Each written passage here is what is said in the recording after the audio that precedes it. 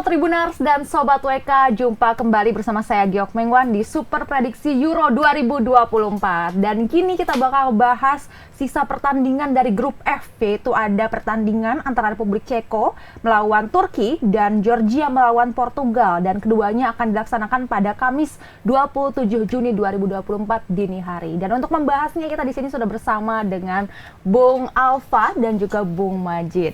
Di sini Bung Majid menjagokan Ceko dan Portugal ya. Betul. Dan di sini Bung Alfa menjagokan Turki dan Georgia. Kita bakal ngebahas pertandingan Georgia versus Portugal dulu kali ya.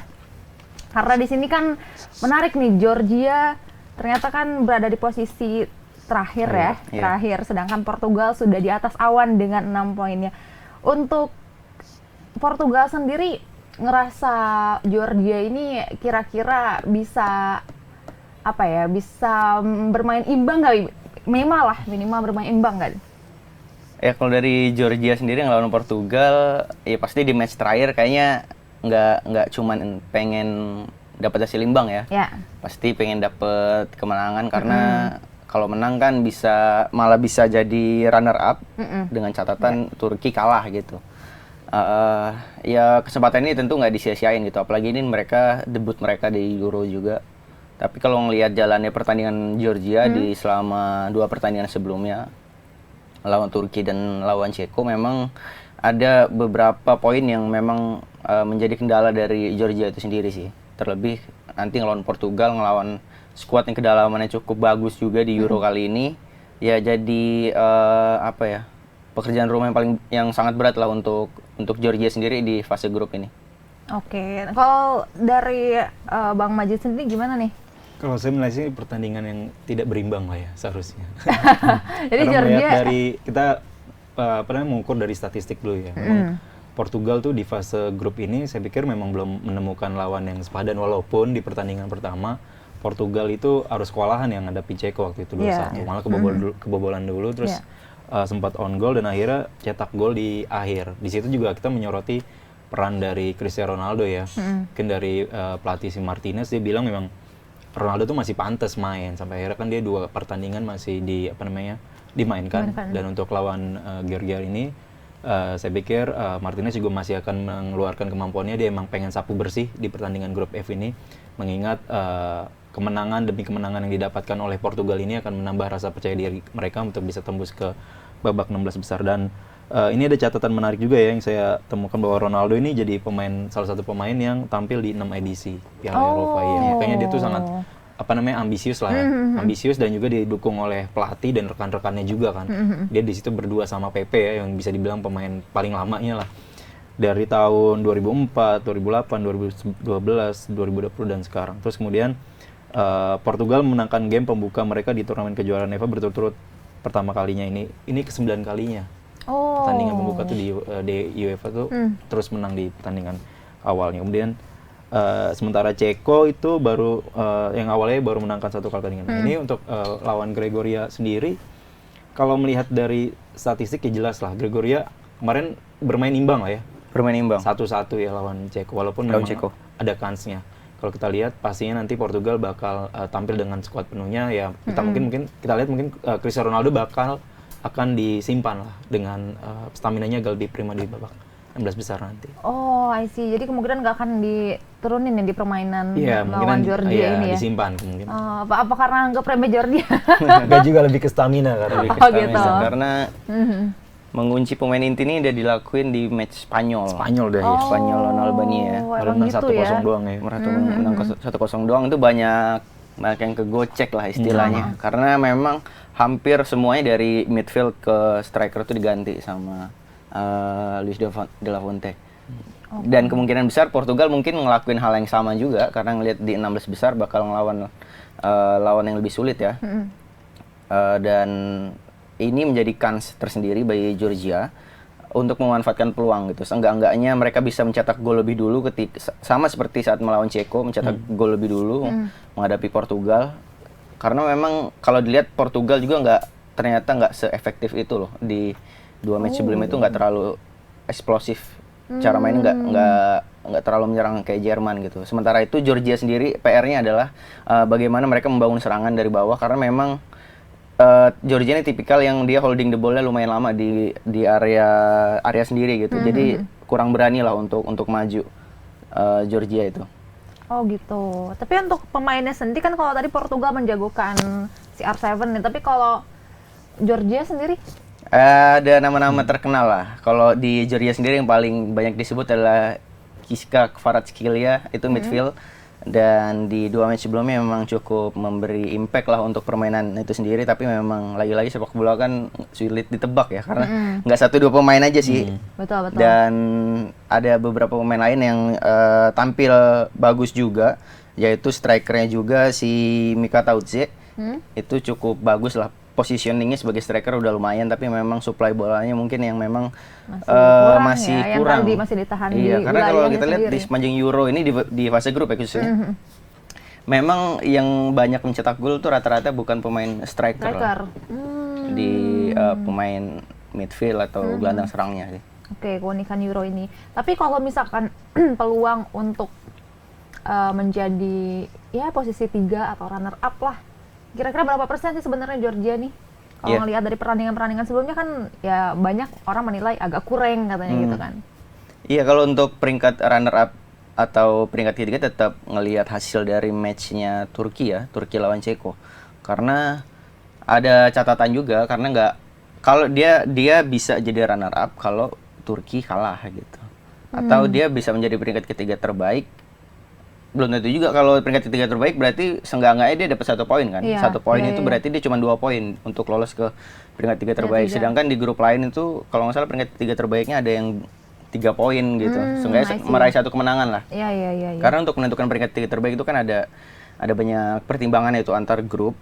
Yang dilihat itu nanti ada jumlah kemenangannya. Jadi misal dia dapat 1 kemenangan dan sementara itu di lawannya di grup lain dia dapatnya 3 seri, yang dihitung 1 kemenangan dulu. Nah, dan setelah itu baru ntar selisih gol, baru produktivitas mencetak gol, sama jumlah poin fair play. Poin fair play itu kayak kartu kuning dan kartu merah itu. Kalau misalnya poin fair play-nya tinggi, misal kalau nggak salah kartu merah itu poinnya dapatnya 2, kartu kuning dapatnya 1. Kalau misalnya kartu kuning 2 kali dapatnya 2 dalam 1 match. Jadi itu ntar diakumulasiin tuh. Georgia ini termasuk tim yang kalau nggak salah kartu kuningnya lumayan. 4 atau 5. Iya, di match kemarin aja lawan Ceko kalau nggak salah 3 kartu kuning. Jadi pertimbangannya banyak. Jadi ada 3 poin tuh. Karena yang dihitung bukan banyak-banyakan jumlah poin kalau untuk peringkat 3 terbaik. Poin fair play maksudnya ya. Oke, jadi sebenarnya tipis nggak sih kemungkinannya? Kemungkinan tipis, makanya nih mau nggak mau harus menang dia untuk bisa lolos ke fase gugur gitu. Walaupun memang probability-nya ya mungkin nggak sampai 70-30 lah. 30% itu udah termasuk besar lah untuk memenangkan pertandingan lawan Portugal. Asal ya mungkin siapa tahu Portugal blunder atau gimana. Bisa jadi. Iya benar-benar. Nah, kalau misalkan terjadi blunder misalkan atau enggak anggaplah imbang lah gitu di saat melawan Georgia ini. Apakah mungkin bakal digantikan posisinya sama Turki? Mungkin nggak sih? Turki itu sudah sekali menang ya? Turki ya. Kayaknya untuk pertandingan lawan Georgia nanti untuk sampai imbang pun bisa ya. Kalau imbang masih tetap di atas Portugal ya, karena poinnya 7. Tapi kalau untuk kalah ya seharusnya jangan sampai lah. Tapi kalau kita menilik dari pertandingan awal lawan Ceko, memang Portugal ini bisa dibilang lihat pertandingan pertama itu ya kurang mengesankan lawan Ceko itu, karena gol-gol yang terjadi, terus bunuh diri dan di akhir malah kebobolan duluan kan. Kemudian kemarin waktu lawan Turki kita lihat kan ada satu blunder ya dilakukan oleh pemain Turki, dan itu juga bisa dimanfaatkan untungnya ya. Dan saya melihat juga dari Pati Martinez ini memang dia kerap menggunakan formasi yang berbeda di setiap pertandingan. Saya tidak tahu nanti apakah ketika lawan Gregoria akan beda juga atau seperti apa. Pertama itu waktu lawan Ceko dia emang ofensif dengan menerapkan 3-4-3, di mana di depan itu pasti ada Bernardo Silva, Cristiano Ronaldo sama Rafael. Kemudian waktu lawan Turki itu pakai 4-2-3-1, karena itu emang dia lebih kedalaman defense-nya, karena di pertandingan kedua ya ternyata malah Turkinya yang terlihat super power di awal malah terlihat lembek ya ketika lawan Portugal. Dan ya tidak menutup kemungkinan sih Gregoria yang pertama sudah kalah kemudian imbang tidak menutup kemungkinan untuk di pertandingan terakhir lawan Portugal ini dia bisa mau ambil menang lah ya untuk bisa masuk ke peringkat kedua ya. Nanti ada hitung-hitungan poin karena bisa sama, itu juga tergantung pertandingan Ceko yang menurut saya finalnya di Ceko lawan Turki ya, karena dia peringkat kedua dan ketiga. Oke, tapi kalau misalnya kita ngelihat nih dari polanya pelatih membuat formasi yang berbeda-beda, kalau misalkan menurut analisa Bung Majid nih, kira-kira apa sih alasannya gitu? Mungkin kalau ngelihat timnya, oh kalau yang ini dia bermainnya ofensif terus, kita harus pakai strategi ini. Gimana? Kalau melihat dari pertandingan nanti, prediksi saya sih Martinez ini akan benar kata Bung Alfa, akan menyimpan beberapa pemain pilarnya seperti Spanyol kemarin. Kita terlihat memang Spanyol tidak terlihat terlalu menggebu-gebu ya, hanya butuh 1-0 aja memastikan kemenangan aja. Sama ini akan dilakukan oleh Portugal karena turnamen ini kan jangka waktunya singkat. Kemudian pemainnya juga waktunya singkat, terus pemainnya juga tidak terlalu banyak, jadi akan digulir dan ini pertandingan satu bulan full gitu. Jadi saya pikir Martinez akan mengubah format pertandingan, melihat Gregoria yang ingin meraih kemenangan tapi dia akan lebih menerapkan formasi lebih ke 4-2-3-1 seperti menghadapi Turki. Jadi lebih ke offense, di mana di offense itu di belakang ada ada Ruben Dias, Pepe, Nuno Mendes sama Cancelo akan ada di belakang. Tadi kan pakai 3 back ya kan. Akan menjadi 4 back dan kita lihat kalau pertandingan ketika lawan Turki kemarin bisa menang 3, dia akan mengubah lagi menjadi 3 back dan lebih ofensif. Biasanya pola dari pelatih itu kalau misalnya udah menang 2 angka, dia akan mengubah yang tadinya defense akan mengubah menjadi offense karena itu akan terus mengejar kemenangan, mengejar gol. Dan ini saya pikir akan dilakukan oleh Martinez. Dia akan berhati-hati dulu karena melihat beberapa pemainnya yang masih belum main di 2 pertandingan terakhir dan ini akan menjadi kesempatan untuk pemain lainnya untuk bisa tampil di pertandingan lawan Gregoria. Oke, tapi kalau misalkan nanti nih menjadi juara grup F nih ya, grup F ini nanti kan akan bertemu dengan peringkat 3 dari grup A, B atau C. Kira-kira bakal paling mungkin ketemu siapa sih? Peringkat 3 prediksi masih belum kelihatan. Tapi kalau paling mungkin nih prediksi dari antara grup apa? A, B, C ya? Iya. Kemungkinan terbesar yang pasti kalau enggak kayaknya sih Hungaria ya. Kalau ABC Hungaria ada 1 kemenangan soalnya. Kans jadi peringkat 3 terbaik itu Hungaria. Tapi Hungaria kira-kira bisa bermain ya lawan imbang nggak sih buat Portugal yang di atas lawan ini? Kalau di fase 16 besar semuanya bisa berbalik tuh kalau misalnya di fase grup dia gugur ya nanti kan. Karena di fase gugur itu kan mau nggak mau tuh. Jadi kemungkinan besar sih ya bisa aja lah. Hungaria juga di grup A termasuk mainnya cukup bagus juga gitu. Nggak kalah banget sama Jerman gitu yang notabene memang mantep banget lah di fase grup kemarin. Atau diperhitungkan ya. Tapi kalau misalkan menang kemungkinannya Hungaria lawan Portugal ada nggak sih? Tipis banget. Ada dong. Portugal ini kayaknya nggak sampai menembus semifinal sih kayaknya. Prediksi saya nggak nyampe semifinal sih. Penonton. Jadi last dance-nya Ronaldo ya karena di usianya udah Pepe juga lah pasti ya. Sudah sepuh, nggak senior lah sudah. Makanya ini juga mau diambil lagi walaupun udah pernah juara ya. Cuma di last dance terakhir di Pildun dimentahin Perancis soalnya. Oh iya benar. Kita lihat ini. Kalau ada last dance ini biasanya buruk gitu. Kalau Modric juga selalu last dance di Euro. Modric semalam tapi man of the match ya. Man of the match. Justru gitu, walaupun berakhir imbang. Iya, mulai imbang. Itu akhir-akhir lagi. Akhir-akhir lagi.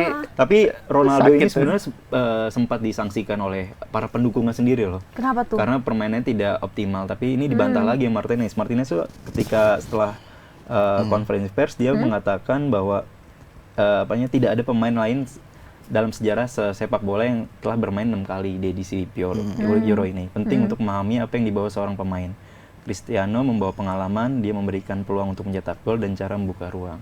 Jelas dari situ saya memainkan Cristiano Ronaldo karena dia juga masih mempunyai stamina yang bagus menurut dia ya.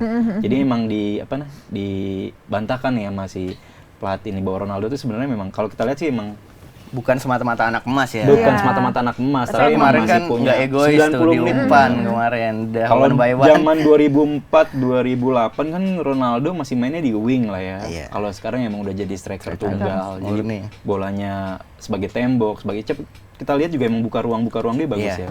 ya. Iya. Salut sih itu, salut. Tapi kira-kira bakal terulang nggak sih yang katanya Last Dance ini tuh bakal justru malah melempem gitu. Kalau ngelihat dari pertandingan selama inilah. Ya mitos-mitosnya sih gitu ya. Ini beberapa Tapi kalau kali ngelihat terjadi. dari performa Cristiano Ronaldo, Ya Cristiano Ronaldo saya pikir memang dia Di satu Euro ini. apa namanya, kalau di Euro ini kan dia udah dapat championnya lah ya. Kalau Piala Dunia sih sebenarnya dia masih ngincarnya, tapi nggak tahu nih kalau untuk saat ini karena teman-temannya dia tuh bagusnya karena teman-temannya itu masih menganggap dia tuh sebagai kakak, terus sebagai teman. Jadi ya respect lah sama Ronaldo kayak seperti apa. Mungkin masih mau ngebantu dan Ronaldo pun bahkan kedudukannya bisa dibilang hampir sama pelatih ya kalau di sebuah tim. oh Iya. gitu. Oh iya. Karena dia megang peran ruang ganti juga gitu, kalau Ronaldo. I see. Jadi kemungkinan sebenarnya justru peluangnya bagus sih kalau misalnya lihat performanya selama ini Iya, ya. saya prediksi nanti di dia lawan Euro ini. Gregoria main di babak kedua atau main setengah babak dia golin. Prediksi saya Ronaldo golin. Kita lihat nanti ya. Kita langsung aja nih skor aja nih sebelum kita lanjut ke pertandingan selanjutnya. Kalau dari Bung Alfa sendiri. Walaupun kemungkinannya kecil, Mm-mm. ya Georgia harusnya bisa mengamankan poin lah. At least dia nggak bapuk-bapuk banget kayak Scotland gitu di debutnya kali ini. Ya 2-1 bisa sih. 2-1. 2-1 Wow. bisa. Itu paling realistis. Paling realistis 2-1. Kalau Bung Majid gimana? Karena ini pertandingan yang sudah mengamankan Portugal, jadi beberapa pemain mungkin akan Parkir. akan diparkir. Tapi kemungkinan tetap Portugal bisa menang ya 2-0 dan saya prediksi kalau Ronaldo bisa dimainkan lebih lama ya, dia bisa cetak gol di pertandingan ini. Oke, Iya. 2-0. Nggak 2-0. dikasih ini sama sekali nih. Tapi bakal bermain nothing tulus gak sih Portugal ini ya kan? Karena udah di atas awan. Iya, kalau setiap tim sih kalau di fase grup mereka tuh akan mengubah formasi tapi tetap mengejar kemenangan seperti apa yang Oke. dilakukan Spanyol sebelumnya. Oke, nah kita lanjut nih ke pertandingan selanjutnya yaitu Republik Ceko melawan Turki. Ini menarik nih karena kan Turki dan Ceko ini ibaratnya bisa saling merebut posisi dua ini kan. Yang satu mempertahankan, yang satu merebut. Kira-kira mampu nggak sih Ceko untuk peluangnya berapa persen lah untuk berada di runner up? Ceko ini background dulu ya, ini merupakan penampilan ke-10 dia di Euro. Dia pernah juara di tahun 1976, terus di 2004 itu kita kenal ya, namanya Jan Koller, terus ada si Milan Baros, itu sampai ke semifinal ya waktu di 2004. Dan untuk di pertandingan ini nih, saya pikir ini jadi final ya, Ceko sama Turki, siapa yang bisa menemani Portugal lolos ke babak 16 besar. Lawan Turki yang masih anggot-anggotan juga, saya pikir Ceko harusnya bisa lah ya. Seharusnya bisa karena Ceko Turki menjadi laga final di grup F. Pertama nih Ceko kalah dari Portugal memang sih 2-1, kemudian tampil baik saat menghadapi Gregoria, unggul penguasaan bola 62%. Memang dia setiap pertandingan selalu unggul penguasaan bola. Ceko ini ya. Sama kayak seperti Kroasia lah ya. Position ya. Unggul bola tapi kurang efektif. Dan ini yang saya pikir akan menjadi PR buat main lawan Turki nanti. Turki. Oke. Nah gimana katanya Turki disebutnya main anggot-anggotan, emang gitu ya? Karena mungkin yang dilihat karena match sebelumnya dibantai sama Portugal sih. Jadi Iya, kelihatannya itu jadi kayak apa ya? Kayak nggak berkembang, benar-benar mati gitu skemanya. Beda ketika dia menang 3-1 sih lawan Georgia. Dan Turki sendiri kalau dibilang tadi lawan Cekoslovakia yang udah 10. cukup berjaya, 10 kali karena dulu ya. belum berpisah sebagai negara sendiri, masih Cekoslovakia. Dan kalau untuk head to head sendiri kalau nggak salah lawan Turki itu masih sama-sama imbang ya, kalau nggak salah masih sama-sama kuat sepanjang Ceko jadi negara sendiri maksudnya. Head to headnya jadi bukan hal yang nggak mungkin Turki masih bisa mempertahankan karena hanya butuh hasil imbang dia, jadi nggak terlalu ngambil resiko untuk menyerang terlalu ofensif gitu, karena takutnya serangan balik dari Ceko juga lumayan bahaya juga transisinya. Kalau kita lihat, sedangkan Turki itu sebagai tim memang ada beberapa kendala di transisi bertahannya ya kalau saya lihat, dan juga ada beberapa mungkin harus diminimalisir adalah kesalahan-kesalahan individual di area sendiri dari Turki itu. Oke, tapi kalau gitu berarti kemungkinan bermain defensif berarti Turki ini. Ya karena hasil imbang udah cukup, mungkin kemungkinan besar akan defensif sih. Oke. Tapi kalau sejarah Turki di Euro sendiri paling prestasi paling besarnya, paling tingginya tuh sampai babak mana sih? Turki, bentar, saya ingat-ingat dulu ya. Coba, Saya coba, lupa ingat riset, soalnya. riset. Tadi masih ngebahas yang lama. Turki. Turki itu kalau nggak salah sih ini ya.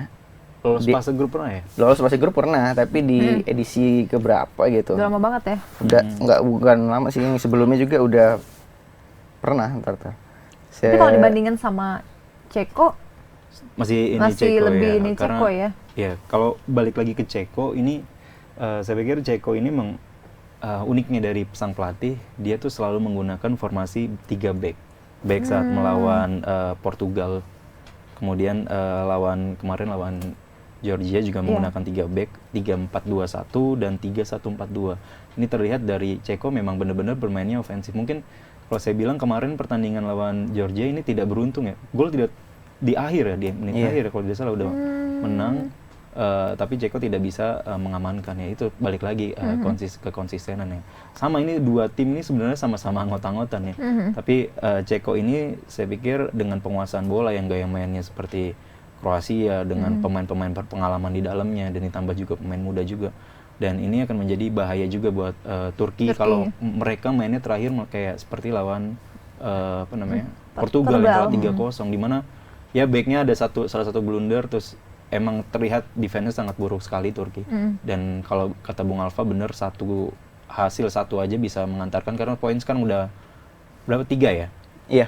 Poin 3 karena 4, sementara Ceko baru 1 poin bersama Georgia, dan saya pikir ini agak final dan kesempatan buat Ceko mengambil alih di peringkat kedua dan nemenin Portugal ke fase babak 16 besar.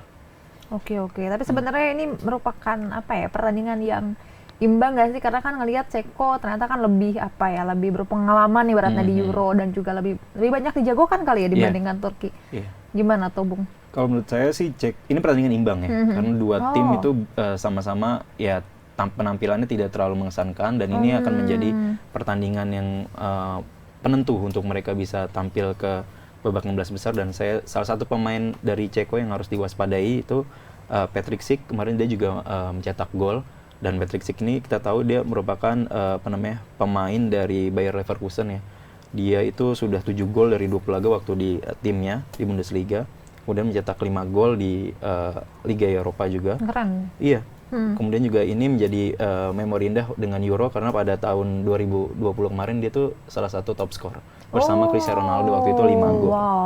Nah, ini jadi striker ini bisa dibilang akan jadi ancaman juga buat Turki. Terus apalagi dengan bobroknya pemain belakangnya Turki ya. Kalau kansnya ya 5-5 lah, 5-5-4-5 ini dijagokan Ceko untuk bisa menemani Portugal. Iya, berarti kalau misalnya ngelihat emang polanya kalau dari Ceko ofensif ya harusnya Turki defensif sih, benar. Iya. Kalau kata komentator mah tinggal menunggu gol gitu. Iya, benar-benar untuk mengamankan skor ini, karena besar sebenarnya kemungkinan Ceko untuk bisa naik jadi runner up ya. Betul. Oke, udah ketemu belum, Bung? Oh, tadi iya udah. Jadi Turki itu benar udah lama banget, di 2008 lolos ke knockout fase gugur. Dia tuh udah tampil 6 kali ya. Peringkat terbaiknya itu di fase gugur doang, lolos fase gugur 16 besar, habis itu kalah gitu. Dan Turki di edisi sebelumnya juga di Euro 2020 itu peringkat terbawah juga karena hasil kalau nggak salah kalah semua. Jadi di 3 pertandingan fase grup itu buruk lah. Makanya di Euro kali ini Turki sebenarnya nggak dijagokan gitu, tapi dia bisa ngamankan satu kemenangan gitu. Jadi beruntungnya adalah dia bisa meraih kemenangan lawan Georgia gitu. Jadi dia seenggak-enggaknya nih bisa berpeluang jadi peringkat ketiga terbaik gitu, walaupun di match nanti kalah gitu. I see. Jadi sebenarnya Turki ini ya beruntung karena di grupnya ini bukan negara-negara yang ketemunya ada Georgianya lah yang bisa jadi sasaran empuk, ada sasaran empuknya. Ada faktor keberuntungan juga. Tapi nanti kalau misalkan menjadi runner up sendiri, nanti kan ketemu sama juara grup D ya? Iya. Itu siapa tuh? Wah, grup D kan grup cukup neraka juga ya. Kalau di Euro kali ini ada Prancis, Belanda juga. Dan mereka masih bermain juga gitu. Dan kalau di grup D kalau nggak salah yang udah pasti nggak lolos kan ini ya, Polandia. Poland. Udah Iya, pasti iya. nggak lolos. Jadi antara Belanda atau Prancis. Iya. Dan mereka ketemu kan di ketiga kan, match day ketiga kan ketemunya. Iya, Prancis iya. Belanda. Mereka penentuan tuh. Sudah ketemu kan? Satu sama. Oh iya, Belanda lawan Austria, benar. Belanda lawan Austria. Oke, Di oke. Prancis nanti. Kayaknya sih Prancis ya seharusnya juara grup ya. Iya benar. Juara Euro. Juara Euro. Tapi di episode sebelumnya katanya Belanda yang dijagokan ya, katanya timnas pusat katanya. Timnas pusat. Tapi enggak sih ini. Ini Prancis. Prancis Belanda lolos tapi kemungkinan Spanyol lah juara aturan. juara Waduh, udah juara masuk. Nation League. Kalau Euro sih kayaknya Prancis, apalagi Mbappe kan ntar balik tuh 16 besar udah Iya bisa sih. balik dengan Berarti Portugal topengnya. kansnya mentok di mana nih? Semifinal, Semifinal ya perempat. paling top. Enggak. Perempat ya? Perempat udah paling bagus itu. Perempat udah paling bagus. Portugal Kalau ngeliat ya. cara mainnya kayak gitu ya. Iya. Sama kayak Inggris kan gitu. Iya, Inggris juga kayak gitu. Nonton Nanggung Inggris gitu kan ya, Portugal tuh ya nanggung ya? Sama kayak nanggung. Inggris.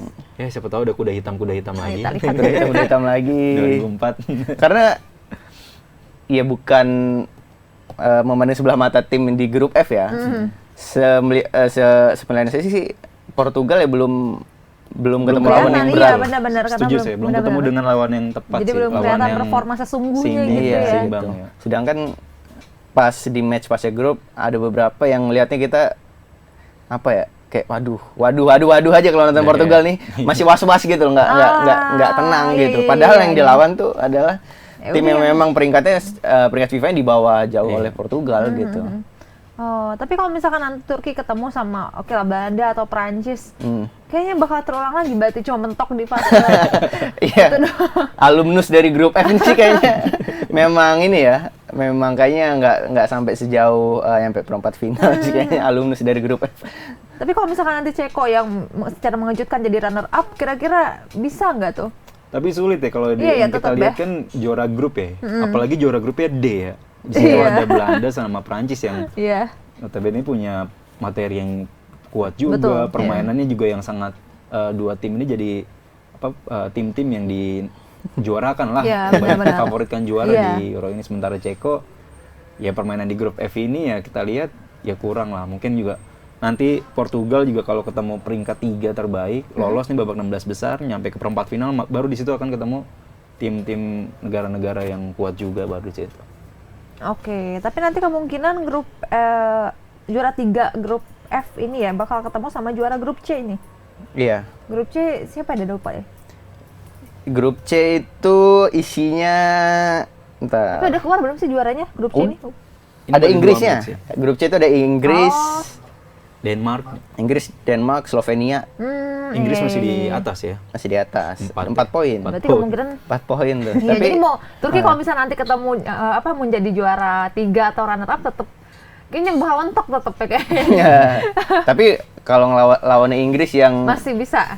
Inggris masih pede Southgate lah ya. pelatihnya dengan berbagai hujatannya ya bukan hal yang nggak mungkin Iya bentok sih, di benar-benar. 16 besar juga, karena lagi-lagi adalah match 16 besar itu susah diprediksi. Benar. I see. Oke. Kalau begitu kita langsung aja kita ke skor nih karena ini pertandingan yang cukup apa ya? Orang-orang pasti nyangkanya udahlah pasti Ceko lah gitu atau ke Turki Iya. lah gitu. Ini tuh sama kayak Kroasia lawan apa semalam, Pak? Hmm? Kroasia lawan apa? Pertandingan ini pertandingan Semalam. final juga penentuan tuh. Semalam satu sama tuh Kroasia. Nah, ini sama nih. Apa namanya, Turki lawan Ceko ini saya pikir pertandingan final juga buat mereka karena untuk bisa menentukan Lawan Italia, lupa. Lawan Italia, Kroasia Italia 1-1 ya. 1-1. 1-1. Last minute goal. Betul. Italia. Padahal udah mau menang lah ya, 90 mau plus menang. 7 ya Kroasia. Nah ini juga menjadi pertandingan yang sama halnya dengan Kroasia Italia, Ceko Turki ini, dimana kedua klub ini harus meraih kemenangan karena hasil imbang justru yang akan mengantarkan Turki. Iya. Ini akan menjadi laga final dan saya pikir ini tensi bakal tinggi, banyak kartu juga seperti laga Georgia lawan itu sebelumnya, dan skor ya imbang atau menang tipis dari Ceko lah. Oke. Gimana kalau Bung Alfa? Kalau ngelihat cara bermainnya Ceko dan Turki, apalagi Turki juga strikingnya bagus juga, dan kemungkinan besar yang saya bilang tadi main agak defensif kemungkinan sih hasilnya bisa imbang 1-1.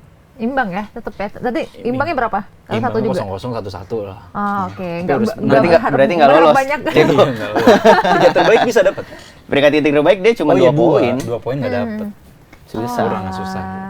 Oke. Tapi ini menarik nih nanti karena untuk jadi runner up ini ya akan bertemu dengan negara yang gitu. Lebih dijagokan. Gimana nih buat Tribuners dan Sobat WK untuk pertandingan Ceko melawan Turki ini? Apakah punya skor sendiri, prediksi skor sendiri, atau justru setuju nih? Kalau saya sih kayaknya setuju deh, karena ya dua-duanya punya hasrat sendiri sebenarnya ya kan.